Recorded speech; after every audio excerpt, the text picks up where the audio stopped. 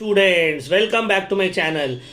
तो class 12 semester 4 taxation का जो लास्ट टॉपिक हम लोग कर रहे थे जीएसटी, उसका एक क्लास ऑलरेडी हम आप लोगों को करवा दिए है। आज उसका सेकेंड क्लास है ना। तो हम लोग कोशिश करेंगे कि आज ही जो है इस वीडियो को पूरा मतलब चैप्टर को कंप्लीट कर दे। अगर हो जाता है तो बहुत अच्छी बात है, वेल एंड फाइन। अगर नहीं हुआ तो एक क्लास और ले लेंगे। क्या है, ये चैप्टर लास्ट है, उसके बाद टैक्सेशन हो गया कंप्लीट। हम लोग फिर इससे रिलेटेड जो है सजेशन सॉल्व करेंगे, आप लोग को देंगे, इंपॉर्टेंट क्वेश्चंस देंगे। अच्छा, जो ये वीडियो तो सेकंड वीडियो है, सिर्फ पेड बैच के स्टूडेंट्स के लिए है। तो आप लोग के पास ड्राइव का ऑलरेडी लिंक होगा, ड्राइव का लिंक आप लोग के पास होगा ना। तो ड्राइव में देखो जाके, हम जीएसटी का नोट्स को ऑलरेडी अपलोड कर दिए। ठीक है, ईयर क्वेश्चन नहीं है, क्योंकि बाबू ये क्या बोले, लास्ट क्लास हम बताए थे डे 1 में कि ये पहला बार इस चैप्टर को सिलेबस में ऐड किया गया है, तो इसका ईयर क्वेश्चन कहाँ से रहेगा। ठीक है, तो चलिए स्टार्ट करते हैं। डे 2 जीएसटी काउंसिल से स्टार्ट होगा, जो हम आप लोग को बताए थे, बोले थे। GST council, goods and services council. क्या मतलब है सर जीएसटी काउंसिल का? The main purpose for which government जो काउंसिल बनाया है ताकि रेगुलेट कर सके, मॉडिफाई कर सके और जीएसटी टैक्स को पूरा इंडिया में सही से क्या कर सके, ओवरव्यू कर सके, चेक कर सके। ये हाईएस्ट कॉन्स्टिट्यूशनल अथॉरिटी है जो जीएसटी से रिलेटेड पॉलिसीज और रिकमेंडेशंस यूनियन और स्टेट गवर्नमेंट को देगा। जीएसटी काउंसिल एक कॉन्स्टिट्यूशनल बॉडी है। कॉन्स्टिट्यूशनल बॉडी का मतलब होता है कि कॉन्स्टिट्यूशन में वो ऐड किया गया है अमेंडमेंट के थ्रू। याद रखना, very important. GST council was formed as per article 297A subsection 1 of the constitution. 101st amendment act 2016 में ये आर्टिकल 297A सबसेक्शन 1 जीएसटी को इंक्लूड किया गया था। ठीक है ना। अब सर जीएसटी काउंसिल मतलब कि ग्रुप ऑफ मेंबर्स है कोई काउंसिल में, जो पूरे कंट्री का जीएसटी सिस्टम को रेगुलेट करता है, रिकमेंडेशंस देता है, टाइम टू टाइम रिव्यू करता है पॉलिसीज को। देखते हो ना, अभी इसके ऊपर 5% है, फिर चेंज कर दिया। जैसे कि फॉर एग्जांपल अभी रिसेंटली जो है आपका हेल्थ इंश्योरेंस पॉलिसीज और लाइफ इंश्योरेंस पॉलिसी के ऊपर से जीएसटी हटा दिया, फिर बहुत सारा प्रोडक्ट के ऊपर जीएसटी कम कर दिया, फिर बहुत सारा प्रोडक्ट के ऊपर जीएसटी बढ़ा दिया। तो ये टाइम टू टाइम होते रहते हैं, जिस तरह से जो रिक्वायरमेंट रहे। तो जीएसटी काउंसिल का कौन कौन मेंबर्स लोग हैं? सबसे पहला है जो उसका चेयरमैन है जीएसटी काउंसिल का, वो यूनियन का जो फाइनेंस मिनिस्टर होगा। यूनियन गवर्नमेंट, सेंट्रल गवर्नमेंट का जो फाइनेंस मिनिस्टर है। जैसे करेंटली अभी सेंट्रल गवर्नमेंट का जो फाइनेंस मिनिस्टर है वो है निर्मला सीतारमण जी। निर्मला सीतारमण जी जो है, she is the finance minister of India. तो वो जीएसटी काउंसिल का भी चेयरमैन है। इसके उनके बाद जो बनेगा वो ऑटोमेटिकली, ये बाय डिफॉल्ट जो भी फाइनेंस मिनिस्टर रहेगा सेंट्रल गवर्नमेंट का में, वो जो है जीएसटी काउंसिल का चेयरमैन हो जाएगा। उसी तरह से union minister of state in charge of revenue and finance. Finance का जो फाइनेंस डिपार्टमेंट का जो मिनिस्टर ऑफ स्टेट है, वो भी जो है इसका मेंबर रहेगा। फिर अलग अलग स्टेट गवर्नमेंट का जो फाइनेंस मिनिस्टर है या स्टेट गवर्नमेंट जिसको भी नॉमिनेट कर रहा है, वो भी जो है इस जीएसटी काउंसिल का मेंबर रहेगा। तो जीएसटी काउंसिल में कौन कौन रहेगा? इंडिया के जो फाइनेंस मिनिस्टर है वो चेयरमैन, फिर फाइनेंस डिपार्टमेंट जो इंडिया का है, फाइनेंस डिपार्टमेंट इंडिया का जो मिनिस्टर ऑफ स्टेट है, मतलब जो सेकेंड लेवल वाला मिनिस्टर है, वो भी इसका मेंबर रहेंगे। और जितना भी स्टेट और यूनियन टेरिटरीज इंडिया में है, वो सब के फाइनेंस मिनिस्टर या टैक्सेशन से रिलेटेड जो भी, जिसको भी स्टेट गवर्नमेंट अपॉइंट करे, वो भी वहां के मेंबर रहेंगे। अच्छा, इसका एक वाइस चेयरमैन भी रहता है। वो कौन रहेगा? चेयरमैन तो फाइनेंस मिनिस्टर है, वाइस चेयरमैन जो है ये कोई भी बन सकता है थ्रू इलेक्ट, जीएसटी काउंसिल जिसको भी इलेक्ट करेगा। चाहे ये मिनिस्टर ऑफ स्टेट भी हो सकता है या कोई दूसरा स्टेट गवर्नमेंट का भी फाइनेंस मिनिस्टर हो सकता है। मतलब जीएसटी काउंसिल बोल दिया, हाँ भाई चलो तुमको वाइस चेयरमैन बना दिया जा रहा है। ठीक है। अच्छा, कुछ भी डिसीजन लेना है, ये काउंसिल कुछ भी डिसीजन लेगा जब 75% वोट उस डिसीजन के फेवर में गिरेगा तो ही वो डिसीजन लिया जाएगा, अदरवाइज वो जो डिसीजन रिजेक्ट हो जाएगा। 75% वोट उस डिसीजन में, उस काउंसिल के उस डिसीजन के फेवर में होना चाहिए। और वेटेज क्या है देखो, सेंट्रल गवर्नमेंट के पास है 33.33% वोट, और जितना भी स्टेट है इंडिया में सबको मिलाकर 66.67% है वोट्स। समझ में आ रहा बात? तो अकेला अगर सेंट्रल भी चाहे तो डिसीजन नहीं ले सकते, अकेला स्टेट भी चाहे तो डिसीजन नहीं ले सकता है, सब स्टेट मिलकर भी चाहे तो डिसीजन नहीं ले सकते। सेंट्रल को अग्री होना पड़ेगा, प्लस मेजॉरिटी स्टेट्स भी अगर अग्री हो तो ही डिसीजन लिया जाएगा। तो ये हमको बहुत अच्छा लगा, ये अलग कॉन्सेप्ट। ठीक है, सब स्टेट्स मिला के 66.7% है और सेंट्रल के पास 33% है। कोई डिसीजन लेना है तो दोनों को एग्री होना होगा, क्योंकि देखो सब स्टेट लोग आपस में डिसाइड कर लेगा, सेंट्रल गवर्नमेंट तो मेन है ना भाई, तो उसको भी तो समझ में आना चाहिए। उस तरह सेंट्रल अकेला डिसाइड कर लेगा, बाकी स्टेट्स लोग, मेजॉरिटी स्टेट्स को समझ में नहीं आ रहा है, तो आप कैसे इंप्लीमेंट करोगे? तो इसीलिए मेजॉरिटी स्टेट्स भी 33% अगर इन लोग के पास है तो 75% होने में और कितना परसेंट लगेगा बोलो? 42। मतलब ये जो 66% है इसमें से भी आधा से ज्यादा अग्री होना चाहिए, तब जाके कोई डिसीजन लिया जाएगा। बहुत अच्छा सिस्टम है ये। क्लियर हो गया? इसका फंक्शन क्या है जीएसटी काउंसिल का? वही तो हम बताए, 2-3 बस याद रखना है, भी जो बताया गया। इसका फंक्शन है क्या टैक्सेस, क्या सेस, क्या सरचार्जेस को जीएसटी में मिला देना है, कौन सा गुड्स को जीएसटी से एग्जेम्प्टेड रखना है, कौन सा मॉडल पे, प्रिंसिपल्स पे जीएसटी चार्ज होगा, कितना टर्नओवर या सेल्स रहना चाहिए जीएसटी में रजिस्टर होने के लिए, मैक्सिमम रेट क्या होगा, मिनिमम रेट क्या होगा, ये सब। ठीक है ना? जीएसटी काउंसिल का 2-3 पॉइंट आपको याद रख लेना है। ठीक है, सब अदर इश्यूज पढ़ने होगा जरूरत, जो हम काट दे रहे हैं वो आप भी काट दोगे। चलो अब आते हैं structure of GST. Structure of GST क्या है? देखो, इंडिया एक फेडरल कंट्री है। फेडरल कंट्री का मतलब क्या होता है सर? फेडरल कंट्री का मतलब होता है कि इंडिया में 2 गवर्नमेंट एक साथ ऑपरेट करता है, सेंट्रल गवर्नमेंट और स्टेट गवर्नमेंट, सेंट्रल गवर्नमेंट और स्टेट गवर्नमेंट।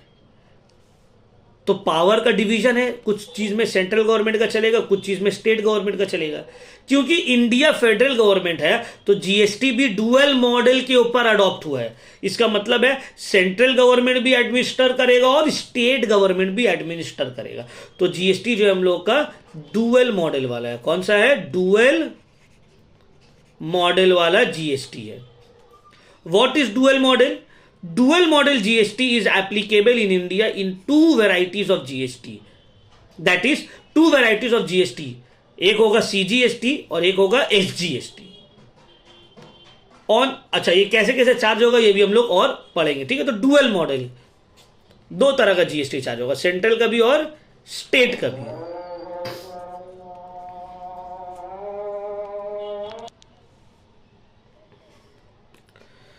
ठीक है, समझ में आया यहां तक?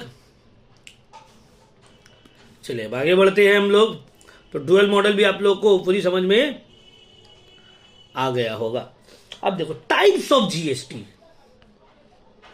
अब हम लोग को पढ़ना है टाइप्स ऑफ जीएसटी। सर कितना टाइप्स ऑफ जीएसटी है बताइए ना सर। अभी बता रहे हैं, हम कब बोले नहीं बताएंगे, थोड़ा वेट करिए। कितना टाइप्स ऑफ जीएसटी है, कहां कहां पे चार्ज होता है, ये सब बता दीजिए। टाइप्स ऑफ जीएसटी या कैटेगरीज ऑफ जीएसटी। देखो जीएसटी 4 टाइप का है। कितना टाइप का है? 4 टाइप का जीएसटी है सर। देखिए, एक है CGST, central goods and services tax, SGST, state goods and services tax, IGST या ITGST, integrated goods and services tax, UTGST, union territory goods and services tax. 4 तरह का टैक्स है। अब बताइए सर, आप तो बोले थे एक है, अभी तो 4 हो गए भाई। जीएसटी अलग अलग टाइप का है एक ही चार्ज एक ही बार होगा। अब देखिए पहला वाला जो टैक्स है सीजीएसटी एंड एसजीएसटी, ये दो जो है central and state goods and services tax, CGST और एसजीएसटी चार्ज होता है जब सामान सेम स्टेट में ही बन रहा है और कंज्यूम हो रहा है। जब सामान सेम स्टेट में ही बन रहा है और कंज्यूम हो रहा है तो CGST and SGST tax charge होगा। देखिए यहां पे भी है और यहां पे भी है। CGST refers to central goods and services tax, जो कि चार्ज करता है central government on any transaction of goods and services taking place within a state. It is one of the two taxes charge on intrastate. Intrastate मतलब state के boundary के अंदर। कोलकाता से बांकुड़ा भेज रहे हैं, कोलकाता से आसनसोल भेज रहे हैं, आसनसोल से बर्दवान भेज रहे हैं, बर्दवान से मेदिनीपुर भेज रहे हैं, मेदिनीपुर से जलपाईगुड़ी भेज रहे हैं, जलपाईगुड़ी से दार्जिलिंग भेज रहे हैं, अलीपुरद्वार भेज रहे हैं, उत्तर दिनाजपुर भेज रहे हैं, फिर तुम्हारा मुर्शिदाबाद भेज रहे हैं, बीरभूम भेज रहे हैं, पुरुलिया भेज रहे हैं। सब स्टेट के अंदर ही हो रहा है ना। तो इंट्रा स्टेट जो है विद इन द स्टेट अगर ट्रांजैक्शन हो रहा है तो जो चार्ज लगेगा वो होगा, जो टैक्स लगेगा, जो जीएसटी लगेगा, that would be CGST and SGST. क्या लगेगा? CGST and SGST. Intra state, state के बाउंड्री के अंदर में ही। अब आता है आईजीएसटी, ये लगता है इंटर स्टेट। जब ट्रांजैक्शन बाइंग एंड सेलिंग दो स्टेट के बीच में हो रहा है, बंगाल से सामान बिहार भेज रहे हैं, बंगाल से झारखंड में बेच रहे हैं, बंगाल से उड़ीसा में बेच रहे हैं, दिल्ली से यूपी में बेच रहे हैं, दिल्ली से राजस्थान भेज रहे हैं, चेन्नई से महाराष्ट्र भेज रहे हैं, तो ये इंटर स्टेट हो गया है। जब ट्रांजैक्शन या बाइंग एंड सेलिंग दो स्टेट के बीच में हो तो इसको हम लोग बोलते हैं इंटर स्टेट ट्रांजैक्शन। यहां पे जो जीएसटी लगेगा वो होगा आईजीएसटी। क्या लगेगा? आईजीएसटी। तो integrated GST is applicable on inter state between two state transaction of goods and services. और ये इंपोर्ट्स के ऊपर भी लगता है। मतलब तुम सामान मान लो दुबई से मंगवा रहे हो, टैक्स देना पड़ेगा, आईजीएसटी देना होगा। समझ में आ रहा है? ये कौन कलेक्ट करेगा? अच्छा, कौन कलेक्ट क्या करेगा हम लोग आगे भी पढ़ेंगे। फिर आता है UTGST, union territory goods and services tax. जब सामान यूनियन टेरिटरी के अंदर ही बिक रहा है और खरीदा है, और ये दिल्ली एक यूनियन टेरिटरी है ना। उसी तरह Andaman and Nicobar island, Lakshadweep island, Puducherry, ये सब जो है यूनियन टेरिटरी है। तो अगर यूनियन टेरिटरी में ही बन रहा है और वहीं पे बिक रहा है, अगर ट्रांजैक्शन यूनियन टेरिटरी के अंदर में ही हो रहा है तो वहां पे जो टैक्स चार्ज होगा वो होगा स्टेट जीएसटी के जगह एसजीएसटी नहीं चार्ज होगा, इसके जगह होगा यूटीजीएसटी, और सेंट्रल गवर्नमेंट अपना सीजीएसटी चार्ज करेगा। तो इसमें यूनियन टेरिटरी अपना यूटीजीएसटी चार्ज करेगा और सेंट्रल गवर्नमेंट अपना सीजीएसटी चार्ज करेगा। ठीक है। इंट्रा स्टेट में यूनियन गवर्नमेंट अपना सीजीएसटी और स्टेट गवर्नमेंट अपना एसजीएसटी। इंटर स्टेट जब दो स्टेट के बीच में हो रहा तो ये दोनों कुछ नहीं, बस आईजीएसटी सेंट्रल गवर्नमेंट चार्ज करेगा टैक्स। और जब यूनियन टेरिटरी में हो रहा है तो यहां पे CGST central goods and services tax and UTGST charge होगा। होपफुली आपको समझ में आ गया होगा, यहां पे कोई भी टेंशन नहीं होगा आपको।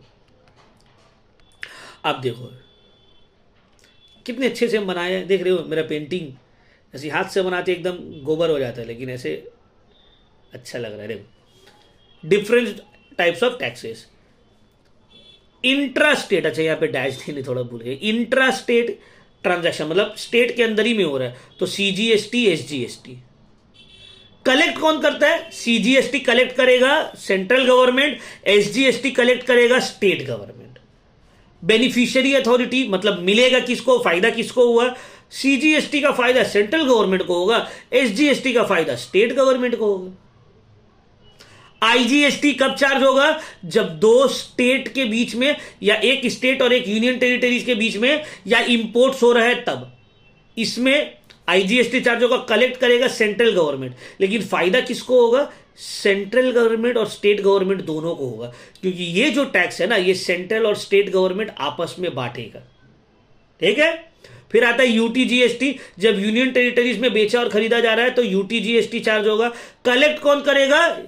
यूनियन टेरिटरी का जो गवर्नमेंट है वो कलेक्ट करेगा। फायदा भी किसको होगा? मिलेगा किसको? यूनियन टेरिटरी का जो गवर्नमेंट है उसको मिल जाएगा। सर क्लियर हुआ? कोई दिक्कत? चलिए अब आगे बढ़ते हैं।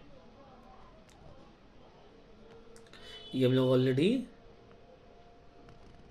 पढ़ लिए हैं फर्स्ट क्लास में कौन कौन सा टैक्सेस सेंट्रल और स्टेट का जीएसटी में चला गया और कौन कौन सा नहीं गया। रेट्स ऑफ जीएसटी, अच्छा इसमें भी आएंगे। Non applicability of GST UST में भी हम लोग को करना है। डिफरेंट जीएसटी एक्ट, जरूरत नहीं है ये सब। फीचर्स ऑफ जीएसटी ऑलरेडी हम लोग डे 1 में पढ़ा दिए थे आपको। एडवांटेजेस भी डे 1 में पढ़ा दिए थे आपको। ठीक है ना, इतना लंबा लंबा बुक में दिया। और डिसएडवांटेजेस भी डे 1 में पढ़ा दिए थे। ऑब्जेक्टिव्स भी डे 1 में पढ़ा दिए थे आपको। ये पढ़ना है, इसको आएंगे। डिफरेंट डेफिनेशन अंडर जीएसटी पढ़ने का ज़रूरत नहीं है। ये सब जो काट रहे काट देना है। ठीक है।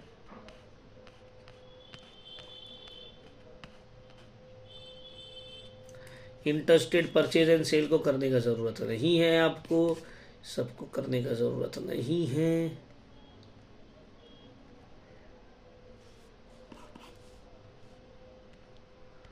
प्रॉब्लम्स आ जा रहे हैं। ठीक है ना, देखो बुक में इतना कुछ दिया हुआ है, सब पढ़ेंगे सर? कुछ नहीं पढ़ेंगे। इतना क्यों पढ़ेंगे?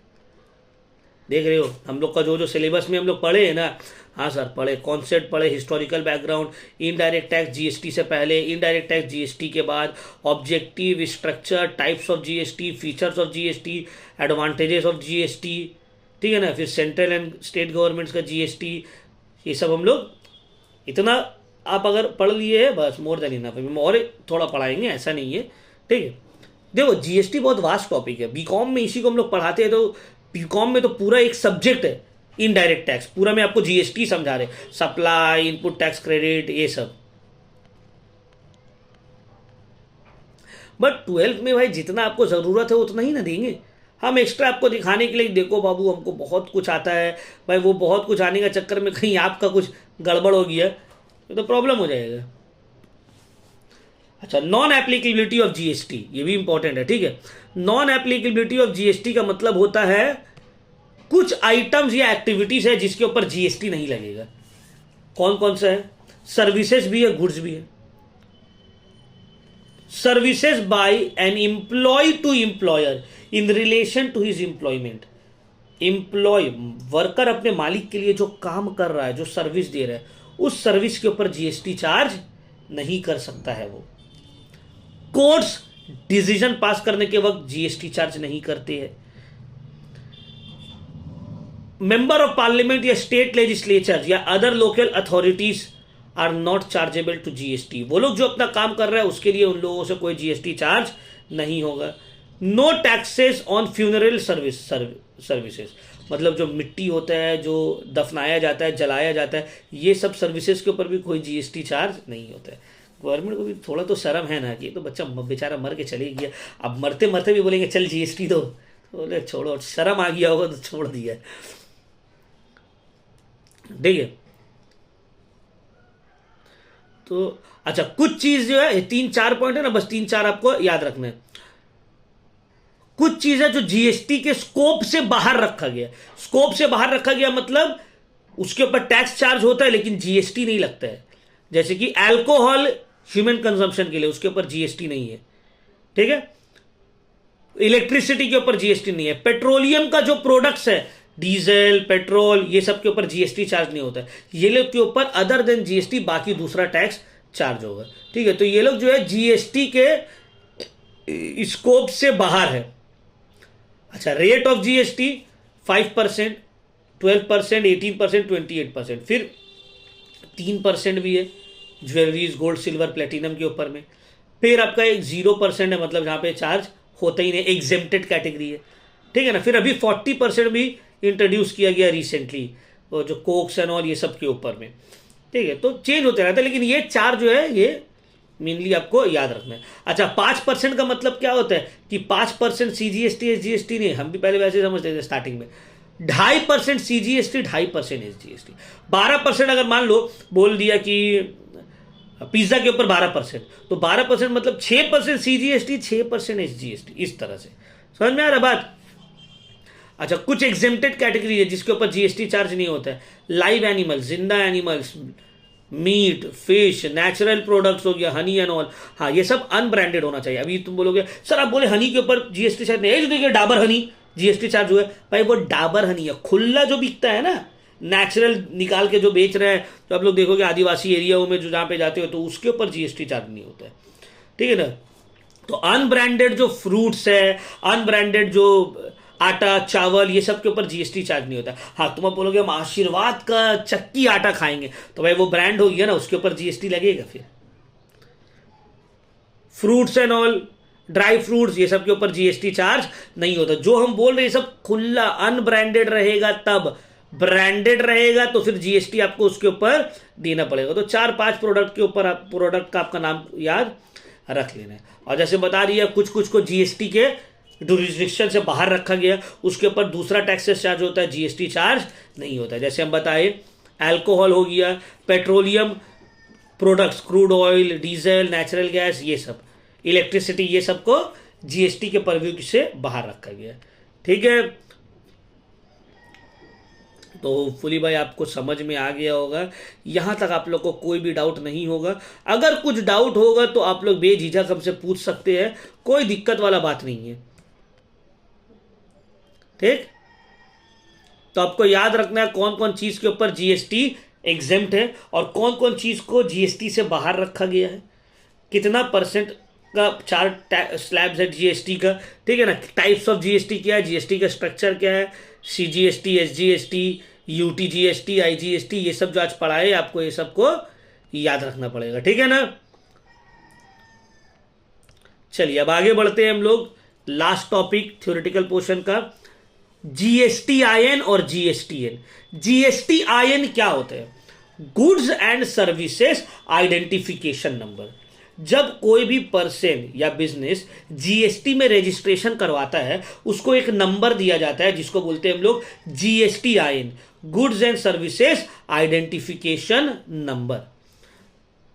तो जीएसटीआईएन या goods and services identification number एक पैन बेस्ड 15 डिजिट का नंबर है जो हर रजिस्टर्ड जीएसटी पर्सन को दिया जाता है। अब देखो 15 डिजिट का नंबर है, ध्यान से समझो, ये क्या है, जीएसटीआईएन 15 डिजिट का नंबर है। बट जीएसटी नंबर जो है ना बहुत ही ज्यादा स्पेसिफिक और रैंडम भी है एक साथ। अब देखो जीएसटीआईएन 15 डिजिट का नंबर है। अब जिसको जिसको नहीं पता हम बता दे रहे हैं, ये 15 डिजिट आता कहां से है। ये 15 डिजिट आपके बारे में कुछ बता रहा है। तो अब ध्यान से समझिए कि जीएसटीआईएन जो जीएसटी नंबर रहता है, जीएसटी आइडेंटिफिकेशन नंबर, उसमें 15 डिजिट कहां से आता है? 1 2 3 4 5 6 7 8 9 10 11 12 13 14 15। अब देखो ये कोई भी रैंडम 15 नंबर नहीं है। अब इसमें बहुत ही सोच समझ के किया गया। पहला जो 2 नंबर है इसमें 1 और 2, ये आपका स्टेट कोड बताता है। आप वेस्ट बंगाल से हो, आप बिहार से हो, आप कहां पे, कौन सा स्टेट से या यूनियन टेरिटरी से इंडिया का आप बिलोंग करते हो। तो पहला 2 जो है ये आपका स्टेट कोड है। समझ में आ रहा है? तो आपका जीएसटी नंबर का पहला 2 जो है वो आपका क्या है? स्टेट कोड है। जैसे कि फॉर एग्जांपल वेस्ट बंगाल का कोड है 19 तो वेस्ट बंगाल से कोई भी बिजनेसेस अगर जीएसटी में रजिस्टर करेगा उसका 19 पहला 2 इसमें रहेगा। अब जो 3 से लेके नेक्स्ट जो 10 नंबर है, 3 4 5 6, अच्छा 3 4 5 6 7 8 9 10, 11, 12, ये जो 10 नंबर है, 1, 2, 3, 4, 5, 6, 7, 8, 9, 10, ये जो 10 नंबर है, जो पर्सन जीएसटी या पर्सन या बिजनेस ऑर्गेनाइजेशन जो भी जीएसटी में रजिस्टर करवा रहा है, ये उसका पैन नंबर होगा, पैन कार्ड का नंबर होगा। समझ रहे? पैन कार्ड का नंबर। तो पहला दो स्टेट कोड 3 से लेके 12 तक जो 10 नंबर है, ये आपका पैन कार्ड का नंबर है। तो हर इंसान का पैन कार्ड का नंबर अलग होगा, हर बिजनेसेस का पैन कार्ड का नंबर अलग होगा, तो ऑटोमेटिकली सबका जीएसटी नंबर भी अलग हो जाएगा। सर अब बताइए 13, 14, 15 में देखो 13 जो है ये दर्शाता है, ये बताता है कि इस पैन नंबर से कितना रजिस्ट्रेशन हुआ है। ठीक है, number of registrations with this pan card, ये पैन नंबर से कितना रजिस्ट्रेशन नंबर हुआ है, कितना रजिस्ट्रेशन हुआ है, ये दर्शाता है। ठीक है ना? देखो यहां पे 13 digit indicates the number of registration in a state against the same pan. मतलब इस स्टेट में इस पैन नंबर से कितना रजिस्ट्रेशन हुआ है। 14th नंबर जो है ये रैंडम रहेगा बाय डिफॉल्ट जेड। ये क्या होगा? 14 नंबर बाय डिफॉल्ट जेड। जितना भी पैन कार्ड है इंडिया में, सॉरी जीएसटी नंबर है, उसमें सब में 14 नंबर जेड होगा। 14 नंबर क्या होगा? जेड होगा। देखो 14 digit is the alphabet Z by default. और 15 जो है, 15th नंबर जो है ये कोई रैंडम अल्फाबेट या नंबर होगा। रैंडम अल्फाबेट या फिर कोई भी नंबर हो सकता है रैंडमली। तो इस तरह से 15 डिजिट का नंबर आपको मिलता है जीएसटी आइडेंटिफिकेशन नंबर में। समझ में आ रहा है? तो देखो नंबर से ही ऑटोमेटिकली पता चल जाएगा। पहला 2 डिजिट देखेगा, समझ में आ गया अच्छा इस स्टेट का है, स्टेट पता चल गया। उसके बाद का 10 डिजिट देखेगा तो समझ में आ जाएगा कौन पर्सन है या बिजनेस है। तो इस स्टेट का है, इस इंसान का या इस बिजनेस का है, जीएसटी नंबर है। अच्छा 13 देख के पता चलेगा अच्छा इस स्टेट में इस पैन से ये 6ठा रजिस्ट्रेशन है, ये 5वां रजिस्ट्रेशन है। तो देख रहे हो ऑटोमेटिकली सब डिटेल तुम्हारा जीएसटी में ही मिल गया। जीएसटी नंबर से तुम्हारे डिटेल्स पता चल जाएगा। तो बताइए आप लोग में से किसको किसको ये वाला चीज पता था? ठीक है, हम भी पढ़े थे तभी हमको पता चला ऑटोमेटिकली, नहीं कि बहुत पहले से हमको पता था। जब हम आप लोगों को पढ़ाने से पहले 2-3 साल पहले से जब हम पढ़े तो हमको भी पता चला कि अच्छा इस तरह से डिजाइन किया गया। तो ये देखो कितना इंटरेस्टिंग है ना? तो जिसको जिसको पता था पहले से जरूर कमेंट करके बताओ कि हाँ सर हम लोग को पहले से पता था। तो क्लियर हो गया जीएसटी आईएन का पूरा, समझ में आ गया जीएसटी नंबर। चलो next, goods and services network GSTN. GSTN एक कॉमन पोर्टल है www.gst.gov.in। ये वेबसाइट है जो tax payers all over India से, जस्ट अ मिनट थोड़ा पानी पीते।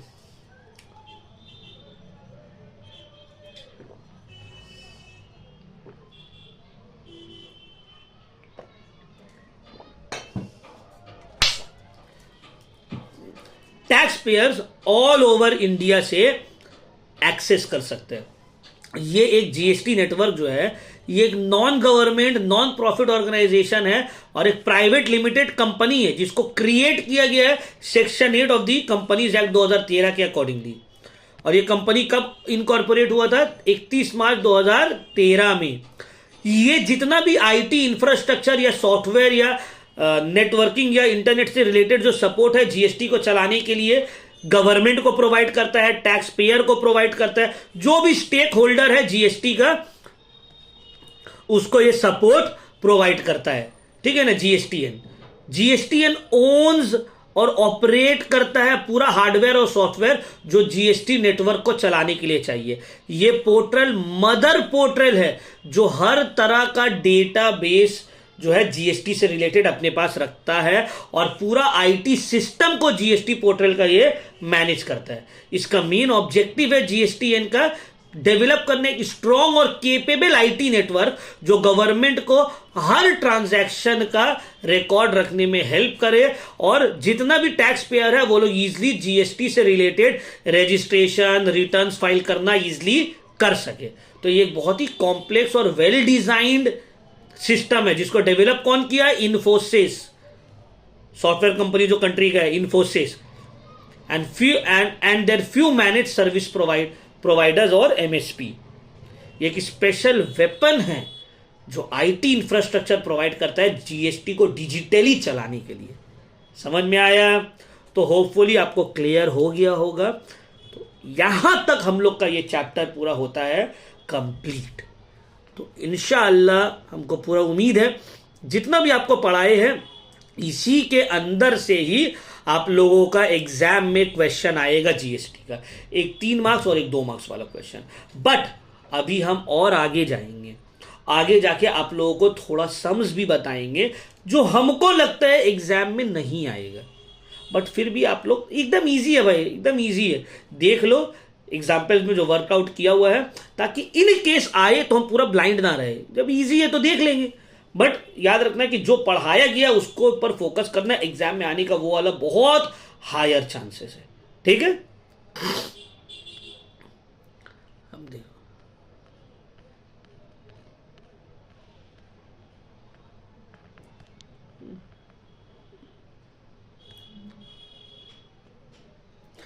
अच्छा एक चीज और इसको थोड़ा याद रखना है आप लोगों को। ठीक है, देखो जीएसटी में परसेंट का मतलब वही होता है जो टैक्स में परसेंट का मतलब होता है। मतलब पर्सन को एक इंडिविजुअल पर्सन भी हो सकता है, Hindu undivided family, company, firm, limited liability partnership, association of person, corporation, cooperative society, body corporate, government, local authority, society, trust, कुछ भी हो सकता है। तो ये वाला पॉइंट को याद रखना है, ऐसे एक्सप्लेन करने का जरूरत है नहीं, लेकिन फिर भी हम एक बार बता दिए कि जीएसटी में पर्सन का मतलब एक वास्ट टर्म होता है। मतलब हम लोग का ह्यूमन बायोलॉजिकल पर्सन वाला नहीं कि मतलब पर्सन का मतलब इंसान, कोई जिंदा इंसान नहीं, आर्टिफिशियल पर्सन भी हो सकता है। ठीक है, चलिए हम लोग आगे बढ़ते हैं सर सम्स की तरफ। देखो एकदम इजी बाबू, एकदम इजी मतलब क्या ना, हलवा हलवा question, problems and solution related to GST. अब देखो एक है inter state supply. Inter state supply को कैसे करेंगे? इंटर स्टेट सप्लाई मतलब जहां पे स्टेट के अंदर ही बाइंग एंड सेलिंग हो रहा है, जहां पे सीजीएसटी और एसजीएसटी लगेगा। ठीक है ना? अब देखो कैसे करके किया गया है, सिंपल। सबको क्वेश्चन को उतार के अपना कॉपी में 2-3 बार जो जो एग्जाम्पल हम समझा रहे हैं ना, देखो इतना इजी है ना, जो हमको करने की भी जरूरत नहीं है, एग्जाम्पल ही समझा दे रहे हैं आप लोग, एग्जाम्पल ही देख लो, समझ लो, बस हो गया। 1-2 बार कॉपी में सिर्फ प्रैक्टिस कर लेने। बोले Arnab of Kolkata supplies goods to Bhupati of Purulia. अब पुरुलिया और कोलकाता दोनों वेस्ट बंगाल में है, तो ये इंटर स्टेट ही हो गया, स्टेट सॉरी इंटर स्टेट हो गया, स्टेट के अंदर ही ट्रांजैक्शन हो रहा है। और टैक्सेबल वैल्यू जो गुड्स है 8 लाख है, मतलब जो सेल प्राइस है गुड्स का 8 लाख रुपया का है, अर्नब बेचे। जीएसटी रेट क्या है गुड्स में? 18% है। कितना परसेंट? 18%। 18% मतलब 9% सीजीएसटी, 9% एसजीएसटी। तुमको बोला prepare the tax invoices to be issued by Arnab to Bhupati for such sale या सच सप्लाई। जो सप्लाई किया है तो टैक्स बिल बना के दो। कैसे बनेगा? देखो टैक्स इनवॉइस लिख दिया। टैक्सेबल वैल्यू ऑफ गुड्स कितना का गुड्स है? 8 लाख। बस सीजीएसटी और एसजीएसटी चार्ज होगा, add GST. CGST 9% on 8 lakhs, SGST 9% on 8 lakhs. तो 8 लाख के ऊपर 9% 72,000 सीजीएसटी, 72,000 एसटीएसटी। तो द अमाउंट चार्ज या टैक्सेबल वैल्यू क्या होगा या टोटल वैल्यू क्या हो जाएगा? 8 lakh plus CGST plus SGST 9,44,000। खत्म। बस इतना ही है इंट्रा स्टेट में। क्लियर हो रहा है पॉइंट? चलो अब आगे। इसी तरह का है नंबर 2, आप लोग गो थ्रू कर लीजिएगा। ठीक है,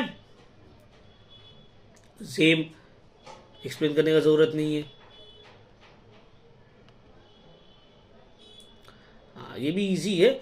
ये इंटर स्टेट सप्लाई, जहां पे आईजीएसटी चार्ज होगा, जहां पे 2 स्टेट के बीच में गुड्स सप्लाई हो रहा है। Darshan of Mysore supply goods to Amrita of Pune. तो मैसूर एंड पुणे 2 अलग अलग स्टेट है। टैक्सेबल वैल्यू वो गुड्स का है 10 लाख और जीएसटी चार्ज होगा 12%। तो टैक्स इनवॉइस बना के दिखाइए जो दर्शन अमनीता को देगा। देखो टैक्सेबल वैल्यू 10 लाख है तो और इजी, एट जीएसटी, आईजीएसटी चार्ज होगा 12% ऑफ 10 लाख, 1,20,000। तो टोटल अमाउंट कितना चार्ज होगा? 11,20,000। सॉल्व, खत्म। देख रहे हो मजाक चल रहा लग रहा है। 4 भी उसी के तरह ही है, गो थ्रू कर लेना आपको।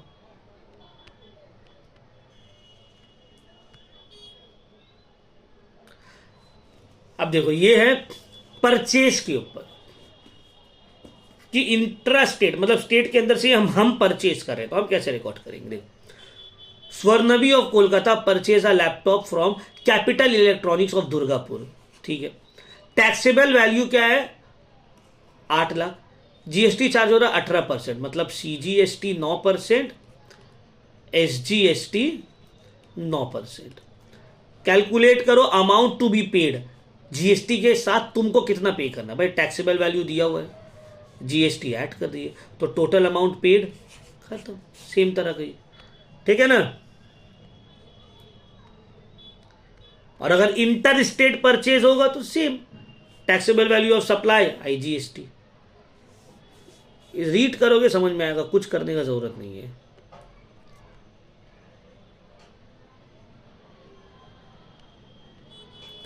ये सब अब रीड करोगे समझ में आएगा, ठीक है। अब ये एक तीसरा टाइप का है नेट जीएसटी पेबल वाला, इसको थोड़ा समझना है, ठीक है। ध्यान से समझिए बात को। In December 2025 X of Kolkata sold goods worth 1 lakh excluding GST, GST को छोड़कर, to Y of Durgapur. X Kolkata में रहने वाला ये 1 लाख का सामान दुर्गापुर वाई वाला को बेच दिया। एक्स परचेज किया था ये गुड्स 82,600 जीएसटी के साथ, किससे? जेड ऑफ कोलकाता से। एक्स इसको परचेज किया 82,600 इंक्लूडिंग जीएसटी, और वो वाई को बेच रहा है 1 लाख में एक्सक्लूडिंग जीएसटी, जीएसटी छोड़कर। In both the cases of purchases and sale CGST 9% है और एसजीएसटी भी 9% है। तुमको बोला है निकालो आउटपुट टैक्स कितना हुआ। आउटपुट टैक्स मतलब तुमको टैक्स कितना मिला, इनपुट टैक्स कितना हुआ, तुम टैक्स कितना दिए, और नेट जीएसटी पेबल और कितना देना बाकी है। ध्यान से समझिए, आउटपुट टैक्स मतलब आपको कितना मिल रहा है। अब देखो एक्स को कितना मिलेगा, 1 लाख का सामान है, 9% सीजीएसटी। एक्स जो है वाई को बेच रहा है 1 लाख में, तो 9% सीजीएसटी और 9% एसजीएसटी एक्स कलेक्ट करेगा वाई से। तो कितना आउटपुट टैक्स हो गया देख लो, 1 लाख के ऊपर 9% सीजीएसटी, 1 लाख के ऊपर 9% एसजीएसटी, तो आउटपुट टैक्स हो गया सर। अब आते हैं इनपुट टैक्स। इनपुट टैक्स का क्या मतलब है? इनपुट टैक्स का मतलब है हम कितना पे किए थे। आउटपुट मतलब हमको कितना मिला। तो इजी, 1 लाख का सामान बेचे, 9% सीजीएसटी, 9% एसजीएसटी, 9,000 सीजीएसटी हम दिए, 9,000 एसजीएसटी दिए। आउटपुट टैक्स हमको हम कितना दिए थे? हम तो 82,600 इंक्लूडिंग जीएसटी दिए। तो जीएसटी कैसे निकलेगा? देखो ये 82,600 सामान का दाम है, मान लो। देखो कॉस्ट कितना है, टोटल कॉस्ट 82,600 है। इसमें सीजीएसटी भी है, एसजीएसटी भी है। कितना है? 9%, 9%। तो अगर मान लेते हैं कि अगर कॉस्ट जो था वो 100% था, तो सीजीएसटी हो गया 100% का 9% हो गया 9, और एसजीएसटी हो गया 9। तो टोटल मिलाएंगे, अगर ऐड करेंगे तो 118% हम पे किए हैं। जो टोटल अमाउंट जो हम पे किए ये 118% है। समझ में आ रहा बात? तो टोटल कॉस्ट जो 82,600 है ये 100% नहीं है, ये 118% है, क्योंकि इसमें 100% कॉस्ट है, 9% सीजीएसटी, 9% एसजीएसटी। ये टोटल कितना रिप्रेजेंट कर रहा है? 18%। तो सर हमको जो 9% चाहिए वो कैसे निकलेगा? इंटू 9। CGST भी निकल गया, सेम ऐसे ही करेंगे इंटू 9, SGST भी निकल गया। तो यहाँ पे देखो वही किया। आप जो 82,600 पे किए हैं इंक्लूडिंग CGST एंड SGST, ये 118% है। तो CGST कितना हुआ? इंटू 9, 6,300, SGST भी 6,300। तो ये हो गया इनपुट टैक्स जो आप पे किए। तो आउटपुट आपको मिला कितना? 9,000। आप दिए कितना? 6,300। आपको और कितना देना है? Net GST payable 2,700। क्या है? 2,700 नेट GST आप पे जो किए। क्लियर हुआ पॉइंट? समझ में आया? इस तरह से ही ये निकला है। अब बहुत कोई ये भी कर सकता है कि सर हम इसको ये कर सकते हैं इंटू 100% पहले करके 100% निकाल लें। हाँ ठीक है, 82,600 118 इंटू 100 70,000 आ गया। अब आप 70,000 का 9% निकालो,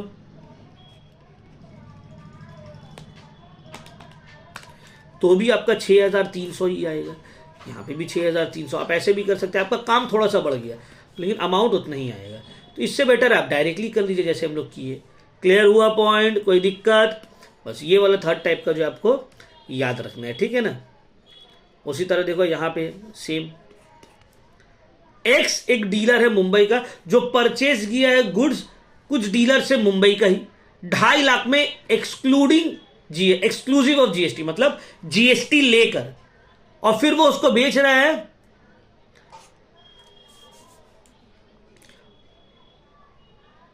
4 लाख। अच्छा, ये एक्सक्लूडिंग GST मतलब एक्सक्लूसिव ऑफ GST मतलब एक्सक्लूडिंग GST छोड़कर वो 2.5 लाख रुपए दिया, और वो सेल कर रहा है उसको 4,25,000 में इंक्लूडिंग GST। अब तुम निकालो GST पेबल कैसे निकलेगा। देखो GST बोल दिया 18% है, मतलब वही CGST 9% और SGST भी 9%। अब देखो आउटपुट टैक्स आप कितना दिए, आप खरीदे कितना में है, आप सॉरी इनपुट टैक्स बोल रहे हैं, आउटपुट टैक्स मतलब आपको कितना मिला दिए, ठीक है। आप 4,42,500 में बेचे हैं इंक्लूडिंग GST, मतलब ये जो अमाउंट है इसमें आपका सेलिंग प्राइस और GST दोनों ऐड है। तो सेलिंग प्राइस 100 है, GST 9 करके तो 118% हो गया ये। इसका मतलब है ये 4,42,500 जो है ये 118 है। 9% CGST कितना होगा और 9% SGST कितना होगा, मतलब आप जो कलेक्ट किए आउटपुट टैक्स इतना है। आप पे कितना किए होंगे? 2.5 लाख एक्सक्लूडिंग GST छोड़कर, मतलब 2.5 लाख के ऊपर आप 9% CGST दिए, 9% SGST दिए, तो आप इतना दिए इनपुट टैक्स। दोनों का डिफरेंस ये हो गया नेट GST पेबल, इतना आपको और पे करना पड़ेगा। क्लियर हुआ? तो उसी तरह से करना। देखो ये तो और इजी है, बोल दिया है। विप्लव एक रजिस्टर्ड GST डीलर है, गुड सप्लाई कर रहा है 4 लाख का, मैनिक ऑफ मालदा, उसको ट्रेड डिस्काउंट दे रहा है 10%, फिर उससे 8,000 रुपये कैरेज चार्ज कर रहा है, 2,000 रुपये पैकिंग चार्जेस ले रहा है, और GST का रेट हो गया 18%। तो CGST SGST लगेगा क्योंकि दोनों ही वेस्ट बंगाल में है, मालदा और बर्दावान। अब देखो कॉस्ट है इतना, लेकिन ट्रेड डिस्काउंट माइनस किए, फिर उसमें कैरेज पैकिंग चार्जेस सब ऐड कर दिए, तो टोटल टैक्सेबल वैल्यू क्या हो गया? टोटल सेलिंग प्राइस इतना देना है उसको। अब इसके ऊपर 9% CGST, 9% SGST। सिंपल, एक तरह का बिल। अकाउंटेंसी में जो चैप्टर किए थे ना उसी तरह से है। एक चैप्टर क्लास 11 में जो किए थे, नाम याद नहीं आ रहा, सब्सिडरी बुक्स ऑफ अकाउंट, ये भी उसी तरह से है, ठीक है। तो फाइनली हम लोग का GST वाला टॉपिक होता है कंप्लीट। आपको किसी को कोई भी डाउट हो, ठीक है, GST तो बहुत छोटा सा टॉपिक है, आप हमसे पूछ सकते हैं, कोई टेंशन वाला बात नहीं है, ठीक है।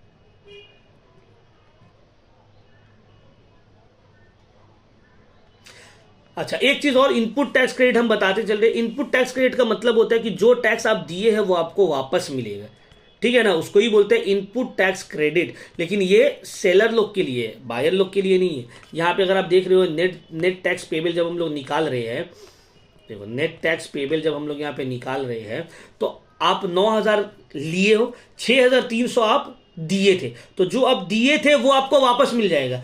रिमेनिंग 2,700 रुपये जो है वो देना होगा सिर्फ। तो यही जो आप जो इनपुट टैक्स जो आप पे किए, आप जो टैक्स पे किए वो आपको क्रेडिट हो जाएगा, वापस मिल जाएगा। इसी को हम लोग बोलते हैं इनपुट टैक्स क्रेडिट, बस सिंपल सा।